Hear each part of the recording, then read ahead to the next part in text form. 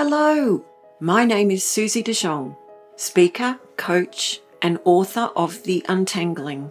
And this is the Untangling Series podcast, where we untangle our own unseen and unspoken chains that bind us to open up the way for us to experience more joy and peace and healing than we ever thought possible. So come and join me. Put on your comfiest clothes, grab a cup of something hot, or maybe even a glass of something bubbly. Put your feet up and let the untangling begin. Welcome back to the next episode of the Untangling podcast. I'm so happy that you joined me here today. This episode, I had the great pleasure of speaking with a fellow RTT or Rapid Transformational Therapist, the lovely Rebekah King.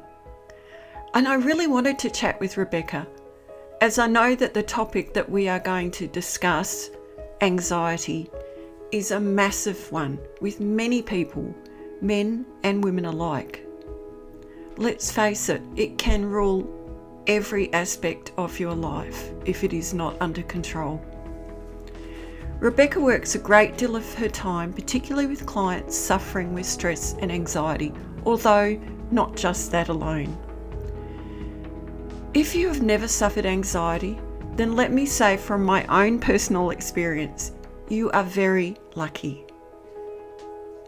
As Rebekah also knows from her own personal experience, anxiety can cause many flow-on effects, including but not limited to overthinking, catastrophisation, loss of confidence and self-esteem, and can affect all areas of our lives: work, family, personal relationships, and most of all, our relationship and view of ourself.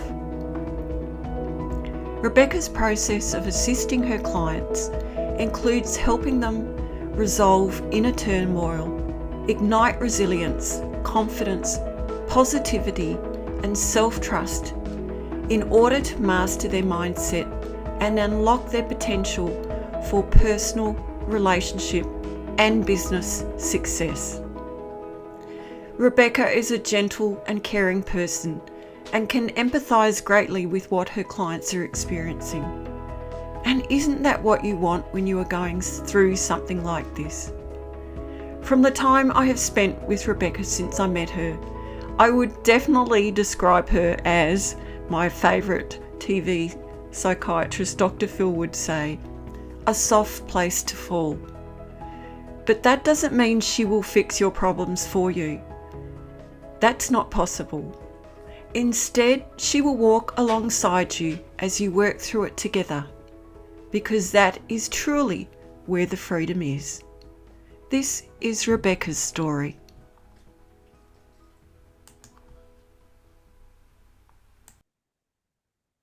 Hi everybody, and welcome to the next episode of the Untangling podcast. As always, I have the most wonderful guest with me today, because I really sit with who I would like to bring onto this podcast and let them share their gifts, because that's what I'm all about, is sharing.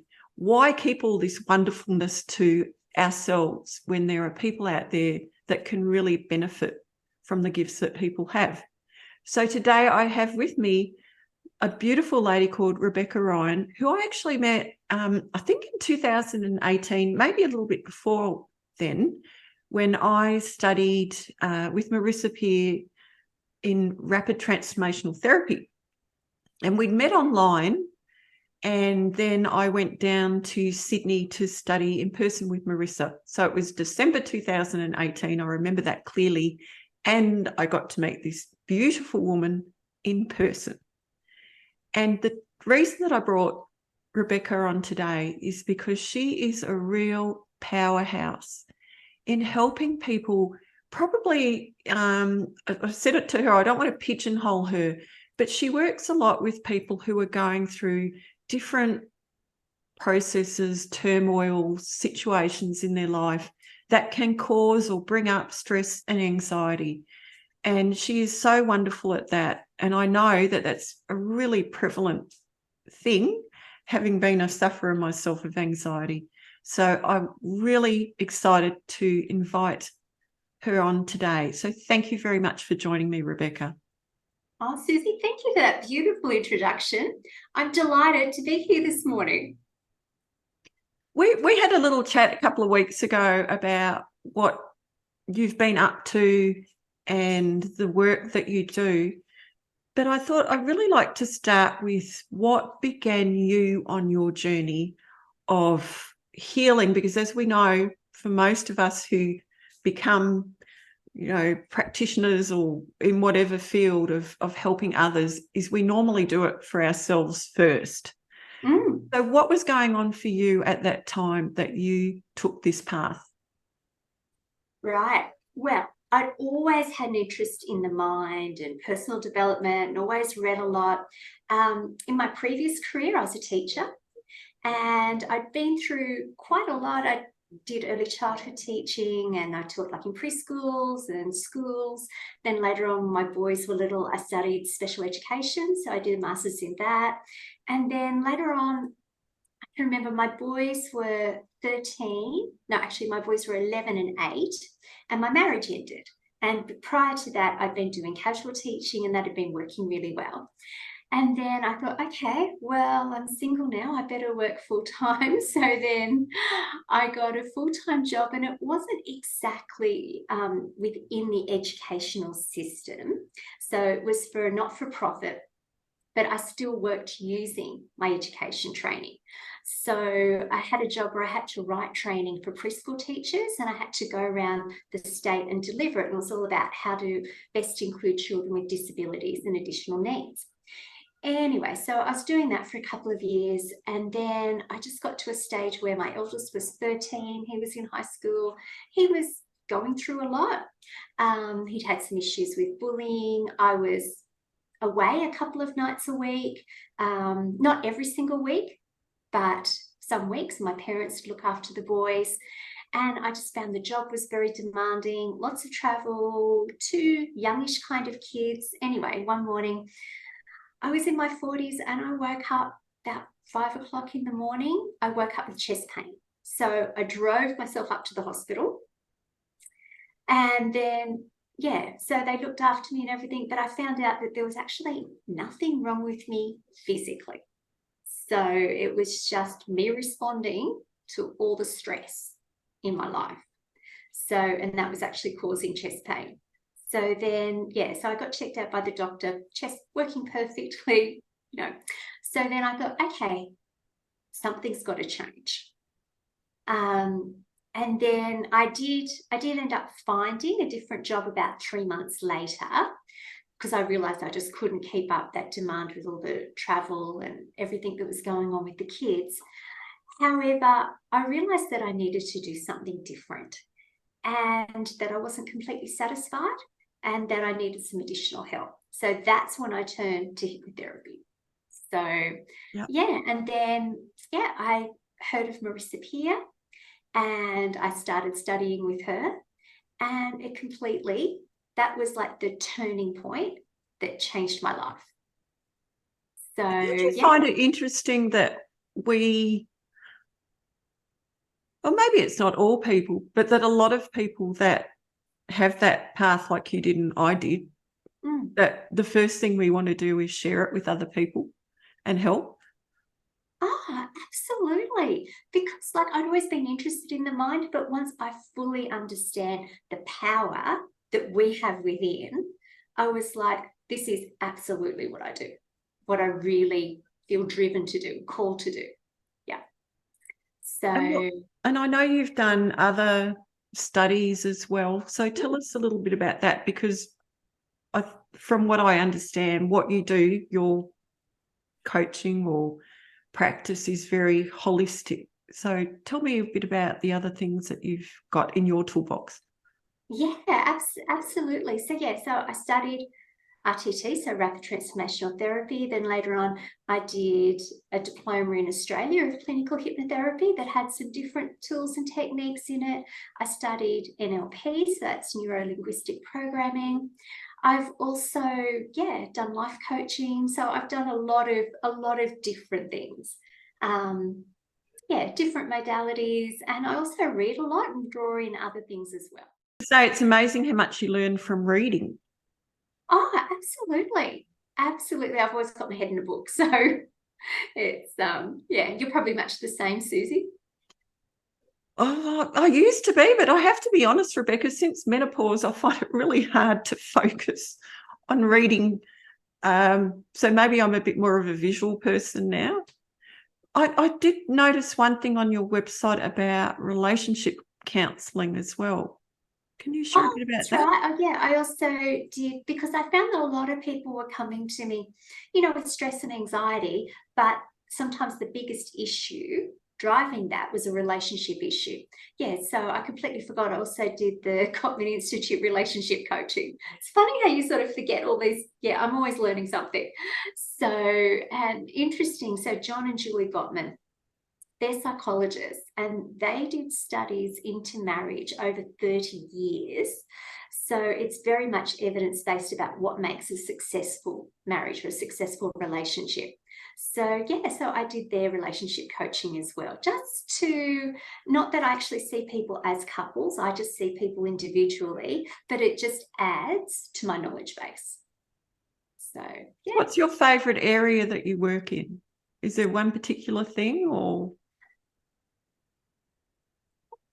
Really empowering people, really getting them to change their perspective. So, because when people see me, whenever they come to see me, there's always a problem. They don't come to see me when life's going well. They tend to come and see me, and often it's kind of like the last hope for them. They've tried so many different things that haven't worked. And then they go, okay, I really need to do something different. That's often when people come to see me. And sometimes it's been building up for years and years and years. So I really think that what I most love is getting down to the root cause of it and those inner beliefs and changing those with people. And it changes people's perspective. And then they're empowered to move forward to create what they want in life. So. And where do you think these beliefs come from generally that people come to you with? Is it hereditary, society? What's the common sort of thread that you see with people? Great. A lot of it starts in childhood. And so a lot of that's that conditioning, the way that we're raised as children, the beliefs that we get from our parents, also the beliefs that we get from school, from our peers, from our teachers, general society. But then not all of it starts at a young age. Like some people talk about everything starting in childhood, and not everything does, in my experience working with people. Sometimes people can have like a really beautiful childhood, but it might be something really traumatic that happens in their early 20s. Or it might be life's all good, and then they might be 38 or 45 and they get divorced and their world just falls apart. And so a lot of things that go on with that might be infidelity or something. And it just changes the way they view the world and how they trust other people. And if they didn't know anything about it, they were blindsided, they might feel like they can't trust themselves and their intuition and their judgment. It can be a whole load of different things. Yeah. So one of the things I'm really interested in is the difference between men and women dealing with stress and anxiety. We'll put that label on it for the moment, but whatever that encompasses. Yeah. I know personally, because I've been I don't want to say sufferer. I've experienced anxiety all my life, but I didn't know I had it because that was just the way I was brought up, a lot of fear-based things for me. And when I realised, it was a real eye-opener. And I remember saying to my husband, why don't you get stressed about stuff? And he just said, what's the point? And I just found that so incredible. Like it was like a magic power to me that some people actually don't fall down that rabbit hole. So you work with males as well. And I'm so glad that males do seek out help, because that's so important to let that mask go of, like big tough guy, big strong, I can handle anything, because you can't. So what's the difference when men come to you in these situations? What do you see? So one of the main differences, when men experience a lot of stress, a lot of the time they will get very angry. So, and sometimes they come to me and they think they've got an anger issue or an anger problem. But when we go down, like we dig beneath it, it's like a lot of stress and anxiety that's affecting them. And that's how they're responding to it, with anger. Whereas, and women, sometimes like women will become very angry with things as well. So you can't pigeonhole it too much, but women are more likely, I find, to be more teary and upset and sad, whereas men tend to be more angry. So, and I've done some reading about it as well, and what actually happens with the hormones. So men tend to go into that fight or fright. So whether, they get lots of cortisol, and women do as well, we go into that as well. But with women, when women release a lot of cortisol in their body, we also release the brain releases a lot of oxytocin as well. So then women will tend to go into that, like that tend and befriend kind of thing. They'll start looking after other people, or they'll seek out support and want to talk about things. Whereas men, to deal with their stress, sometimes they'll just shut down and withdraw, or they'll be really irritable and angry, or they'll go off and play a game of golf. So they're out and they're doing something active. So, yeah, so there can be differences like that. So how do you approach working with males then? It sounds like a blanket statement, but what's the way for you to work with them to unpack all of this? Well, actually, I work with men and women the same way, because I just see everybody as an individual. Mm-hmm. So they come in, we have a chat, we work out what's going on, what their goals are, and then we start unpacking it. Usually in the first session, I give them a little toolbox of skills and techniques that they can use moving forward for managing everyday kind of stress. Because when I'm talking to people, the thing is that stress isn't what happens to us. Stress is our response to what happens. So you can have, just say, a work scenario. You can have two people doing the same job, same work pressures, same boss who's in a bad mood, same outcomes that they have to meet, same targets. And you have one person who's going, yeah, it's challenging, but they're okay. They're going, yep, it was a challenging day. The other person, they're still there, but they'd kind of like to be in a fetal position under the desk. So, and they're not coping with it at all. So stress isn't what happens to us. Stress is our response to what happens to us. So, and because we've got external stresses and we've got internal stresses.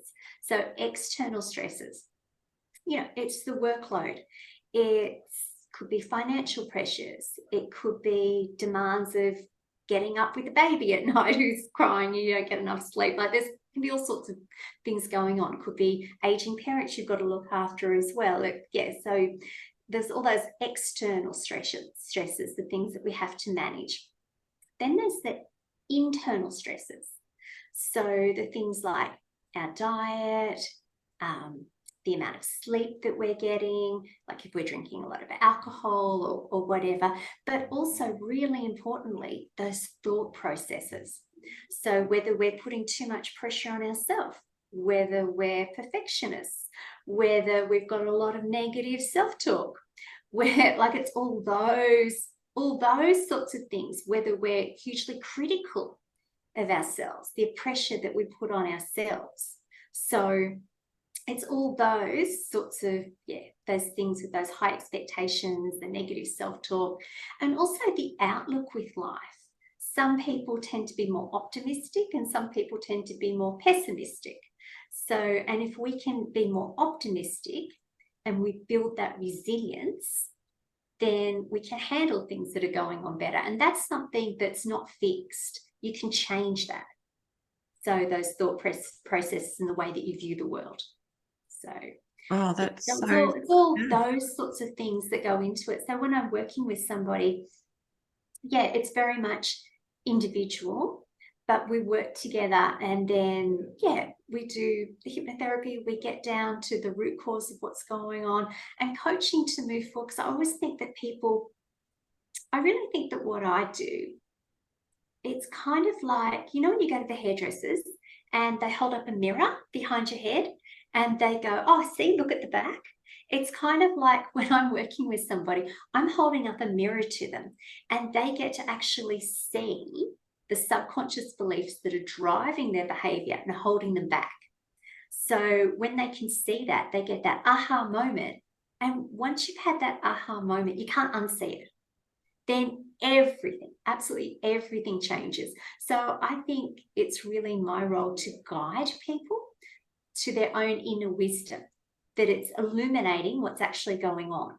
So, yeah, you just can't unsee it once you know it's there. Such a beautiful description. Thank you for sharing that. And yeah, it can be a light bulb moment. I know, because that happened for me, and I'm gathering it happened for you too, of just this one moment and you go, well, that kind of makes sense. It makes sense why I do what I do, why I continue to do what I do. Perfectionism. I'd like to touch on that for a moment.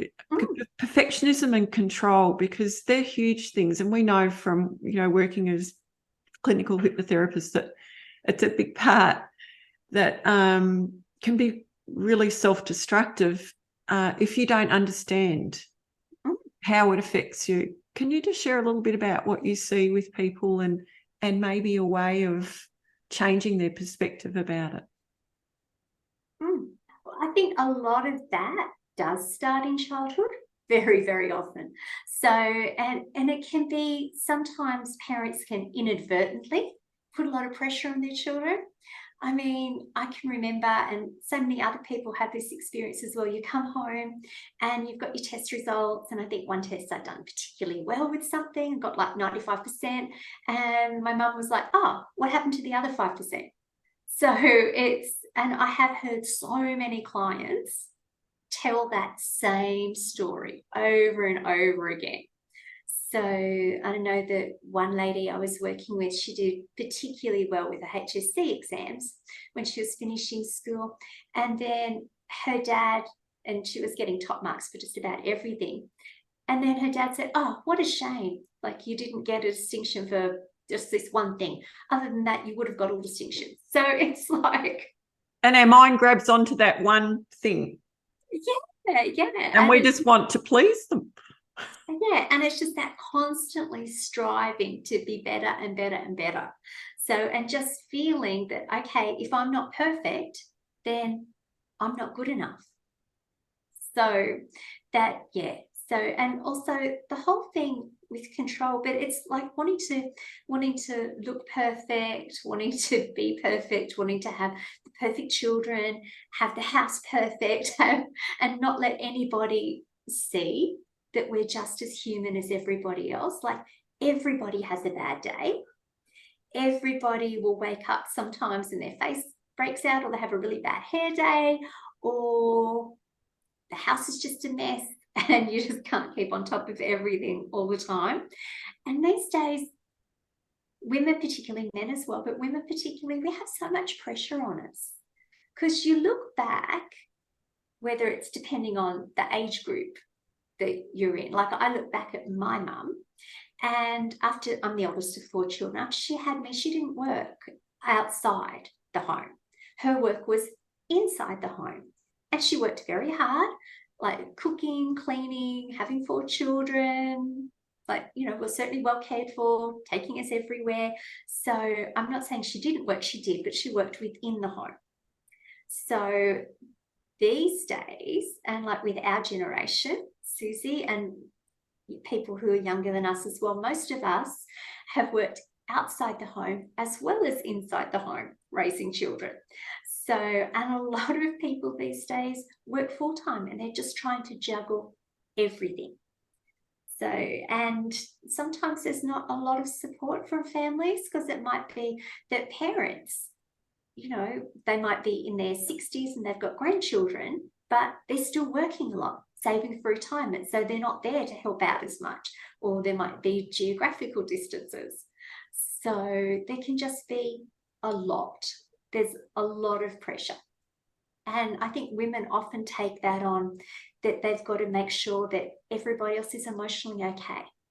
So are the kids okay? Like, is everything all right in their world? Not just the, you know, have they had dinner? Have they done their homework? Are they getting enough sleep? But what's going on with them? How are they feeling about themselves? Like the emotional, I think women sort of are an emotional thermometer for the family. So really checking in to see how everybody is, and, you know, for their partners as well. And, you know, how do I make this person's world better? What do I need to do? And so women are sometimes just drawn out way too thin. And that puts a lot of pressure on, a lot of pressure.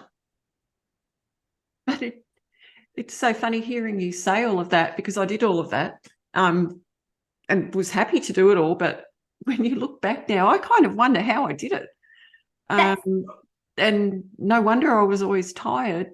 But you're right. And there's guilt attached to it as well. You know, am I doing well enough? And, you know, when we talk about parents and beliefs and all of that, it's never about blame. It's about understanding, because we all do what we know.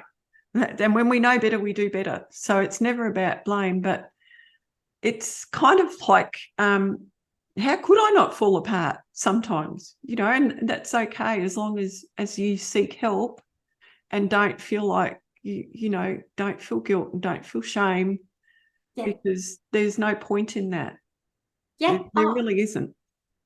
Yeah, absolutely. And Susie, that's exactly the approach that I take with people as well. When childhood issues do come up, I definitely say to them, this isn't about blaming your mum and dad.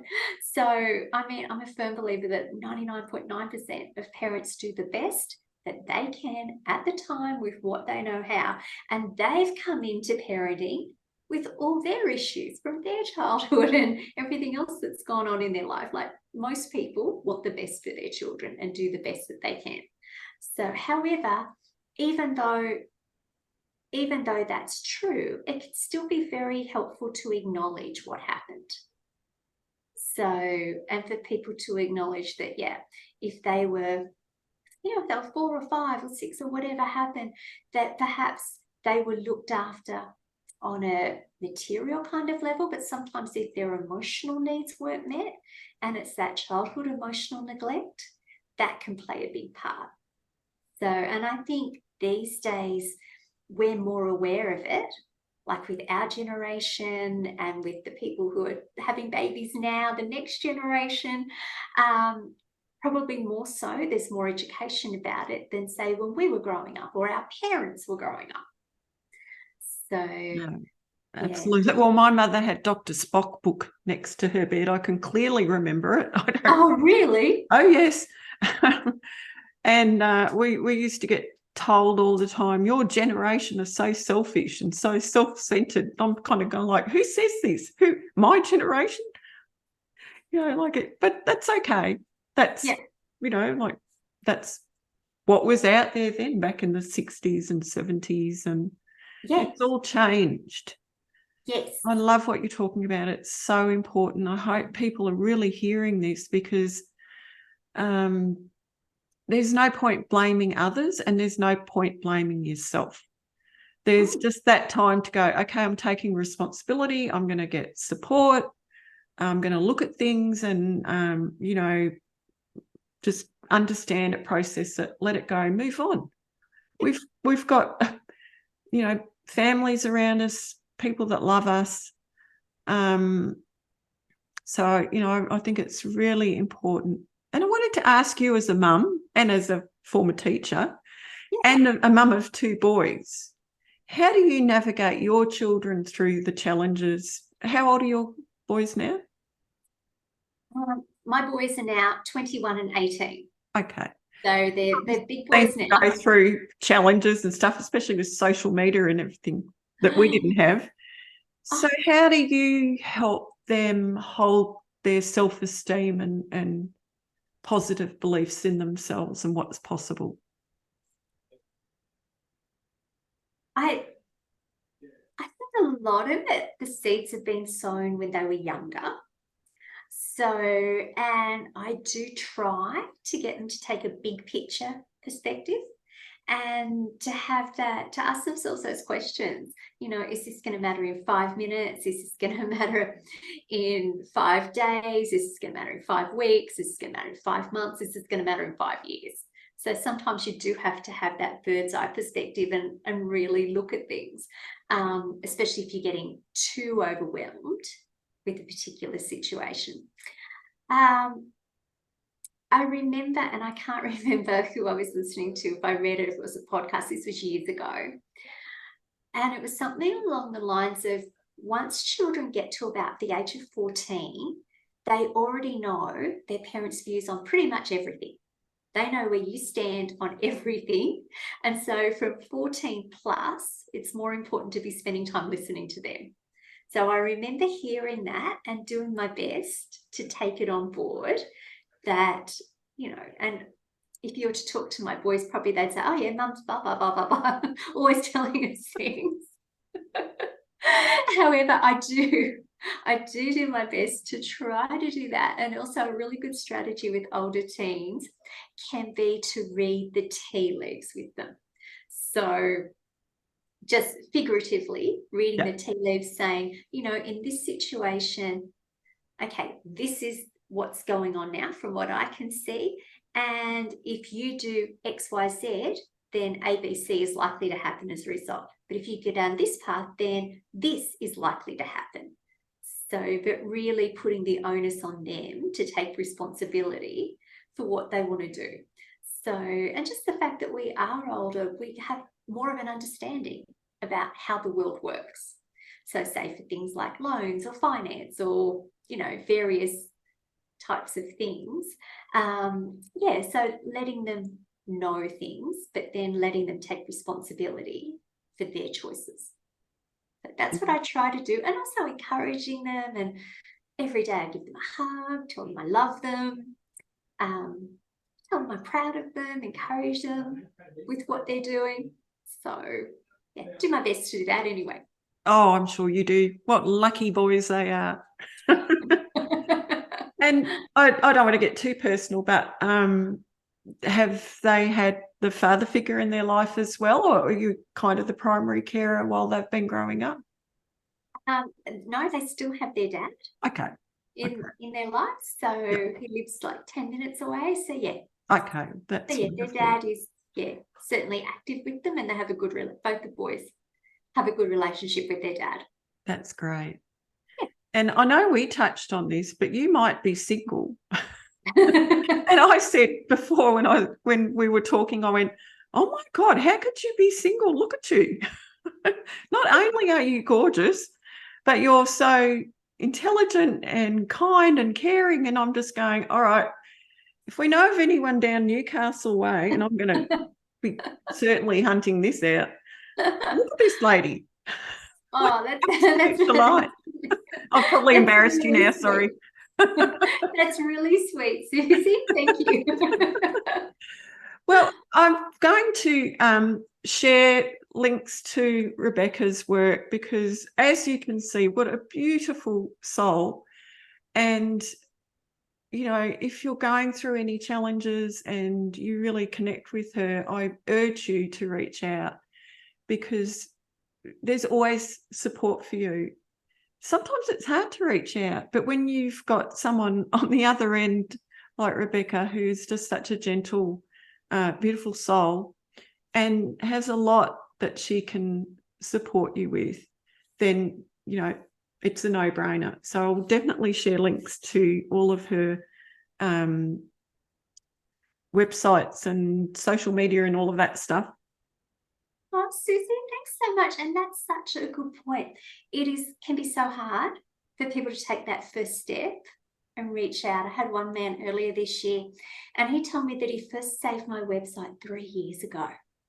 And he'd saved it and looked at it for over 3 years. And then things had really reached a point where he thought, no, he had extremely bad stress and anxiety. And then he thought, no, I've just got to do something.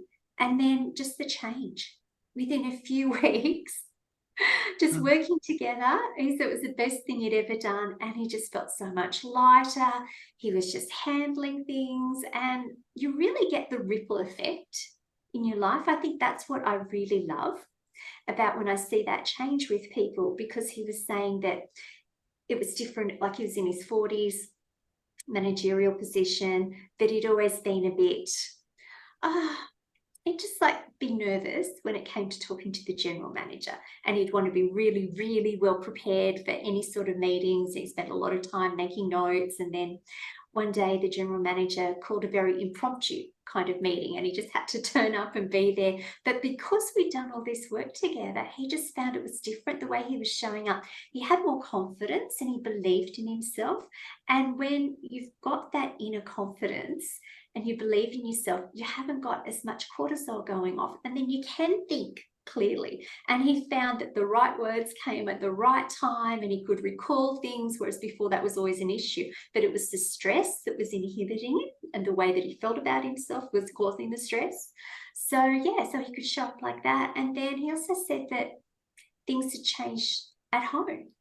So, and that before he was getting like really irritable, and like if his son didn't get up and get himself to school on time, and there'd be just as parents, we all have these dramas getting our kids out of bed, especially when they're teenagers, and it applies to me as well.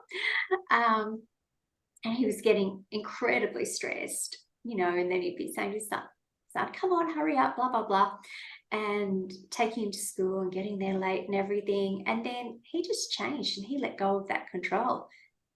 And his son was late, and he said, okay, well, tomorrow you better do a better job setting your alarm, and let his son take responsibility. Then his son started to do that, get himself to school on time, and just the whole dynamics in the household changed just because he was changing the way that he turned up. So I love that, because what you just shared was that when he could see clearly what was happening for him, his son probably felt more seen instead of just talked at. Yeah, Dad absolutely. could actually see me. Yeah, that's invaluable. You can't. Yeah, that's a gift. That's so beautiful. Oh, what a lucky man that he finally clicked on your website. that he took that step, because it can be a big thing initially to decide that, yes, I do want to go and talk to somebody, and like whether it's Zoom, like because I do online, or whether it's in the office, here I am now. But it's certainly a big thing to take that first step. Yeah. So I think that first step is the hardest, and then it just all gets easier from there. Yeah, you never regret the first step. Yeah. Oh, thank you. So much wisdom that you've shared with us. And I know there's going to be people there that are really going to, it's going to land with them. But they know that, there is hope, there is help, there's support. You don't have to do this alone. We're going to have some fun now, Rebekah. Good. Absolutely. And I think probably most importantly, it's not just that there's help there, it's that it's easier than people anticipate. Yeah. And like change can be so much easier. And people have said to me, wow, if I knew that I could do this, I would have done it years ago. And just, how easy the change can be. It doesn't have to be hard work. Change doesn't have to be a dirty word. Exactly. Oh, that's a good logo, I think. So I'm going to ask you some fun questions just to wrap up. And let's go. These are based on the Actors Studio, which is on Foxtel or something. I love these because they're just fun. Okay. So tell me, what is your favourite song? The first one, so many favorite songs. But the first one that just popped into my head was a really, really, really old song. It's I Can't Help Falling in Love with You. Oh, I can, it's just that's such Elvis, isn't it? yeah, it is. I can remember being a little girl and my mum playing that on the piano. And that's just the first song that popped into my head then. It's just beautiful. Yeah. Oh, I love that. We're bringing up memories now. Yes, exactly. Do you have a celebrity crush? Yes. Would you like to share? Matt Damon. Oh, okay. Mine used to be George. Oh, it probably still is George Clooney. My Oh, husband he's always nice says me too. that. The silver foxes. Yeah, absolutely. What are you most proud of that you've achieved in your life?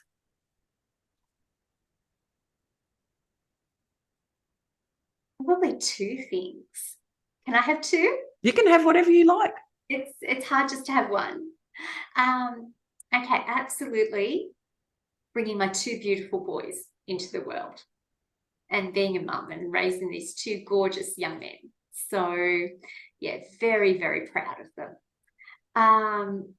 And on a more personal level with me, I'm really proud of myself having this business.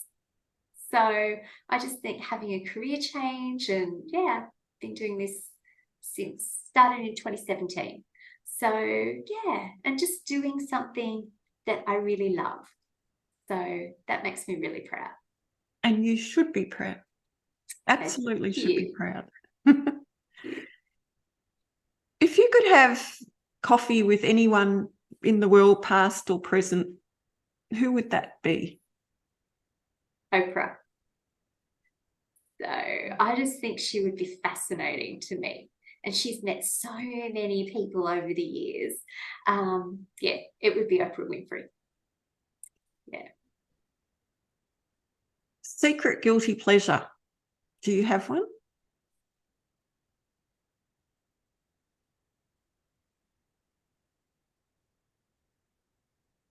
Could be anything. I mean, mine's watching, reality TV. Someone the other day said eating Nutella out of the jar. Could be anything. A secret guilty pleasure. I really don't like to hold guilt around my pleasures, whether it might be on a Sunday morning. Sometimes I might decide that I'm going to spend a lot longer in my pajamas and I'm going to make some coffee and I'm going to spend a couple of hours reading. So to me, that's absolutely a pleasure. But yeah, Not guilt. I don't want to feel guilty about my pleasures. And like the other day on Friday afternoon, I went and had a coffee with a girlfriend. And normally I'd drink tea or coffee, but on this day, I just felt like a hot chocolate.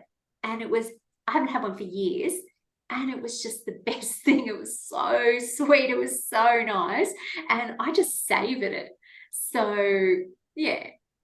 So I'm very much about enjoying our pleasures and being in the present moment and really allowing them to soak into our soul and not holding guilt about it. I'm going to change that question next time. I'm going to take the guilty bit out and just put Okay. secret pleasure. Thank you for that. Finally, if there was a movie based on your life, who would you like to play you? Oh, You have a favourite actress?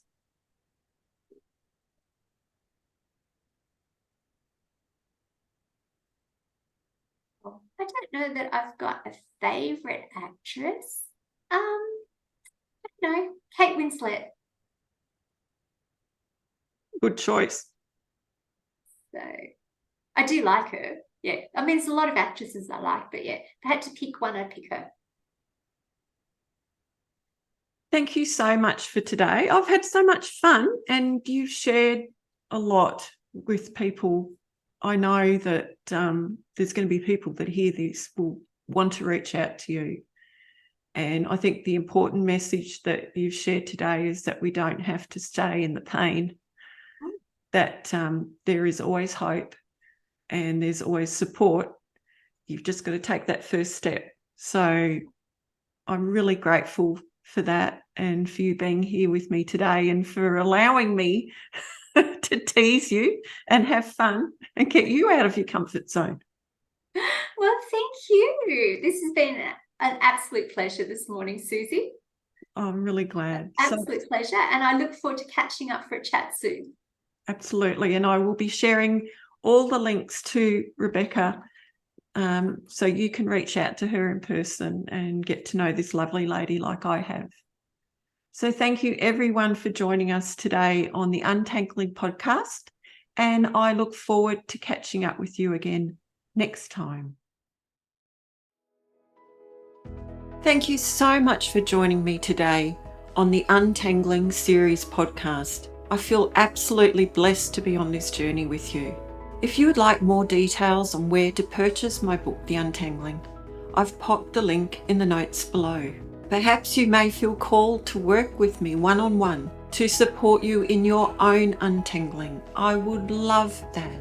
I offer my services as a coach to walk you through this process in a unique, bespoke program created solely for you because you are unique. Another one of my passions is offering my services as a keynote speaker. I do like engaging with others, as you can probably tell. If any of that is of interest to you, you can contact me directly by the links below or head on over to my website at susiedejeong.com.au and I will get straight back to you, I promise. I love what I do and I know what my purpose is, to pay it forward and help others untangle and find their own freedom and joy. So bye for now, and I look forward to seeing you next time.